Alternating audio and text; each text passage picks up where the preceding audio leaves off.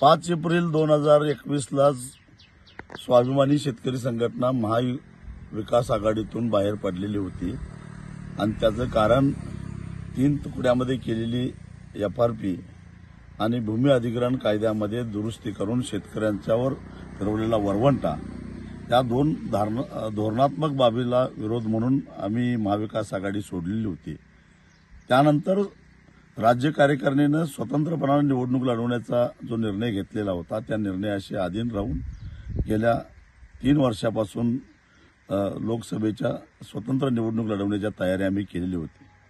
मधल्या काळामध्ये भारतीय जनता पक्षाच्या विरोधातल्या मतविभागणी टाळण्यासाठी म्हणून महाविकास आघाडीचा पाठिंबा घ्यावा असा विचार काही लोकांनी मांडला।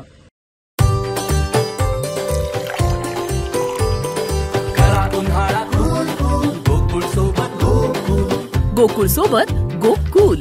महाविकास आघाडीचे नेते सातत्यानं हातकणंगलेमध्ये आम्ही उमेदवार देणार नाही, स्वाभिमानीला सोडणार असे वक्तव्य करत होते आणि त्यामुळं आम्ही आघाडीत येणार नाही, परंतु तिथं उमेदवार उभा केला नाही तर निश्चितच भारतीय जनता पक्षाच्या विरोधातली मतविभागणी टाळता येईल अशी भूमिका घेऊन 2 वेळा मी उद्धवजींना भेटलो।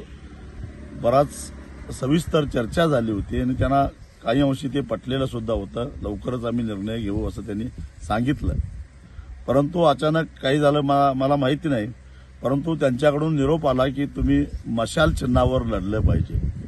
आता मशाल चिन्ह हे शिवसेना उद्धव ठाकरे गटाला मिळालेलं आहे आणि ते चिन्ह घेणं याचा अर्थ मी शिवसेनेमध्ये प्रवेश करणं। गेली 30 वर्ष मी शेतकरी चळवळीमध्ये आहे। मी माझ्या आयुष्यामध्ये कुठल्याही राजकीय पक्षामध्ये काम केलेलं नाही। निवडणूक लढवायला सोपं जावं म्हणून स्वाभिमानी पक्षाची स्थापना केली, त्या पक्षाच्या वतीनंच मी निवडणूक लढवत आलो आणि आता मी व्यक्तिगत फायद्यासाठी शेतकऱ्यांना वाऱ्यावर सोडून, संघटनेला वाऱ्यावर सोडून मी ही निवडणूक लढवू शकत नाही आणि त्यामुळं मी मशाल चिन्ह घेणार नाही असं त्यांना कळवलं। त्यांनी या हातकणंगले लोकसभा मतदारसंघातून उमेदवार जाहीर केला आहे। ठीक आहे, तो त्यांचा निर्णय आहे, परंतु स्वतंत्र लढाईची भूमिका मी पहिल्यापासूनच घेतलेली होती। आता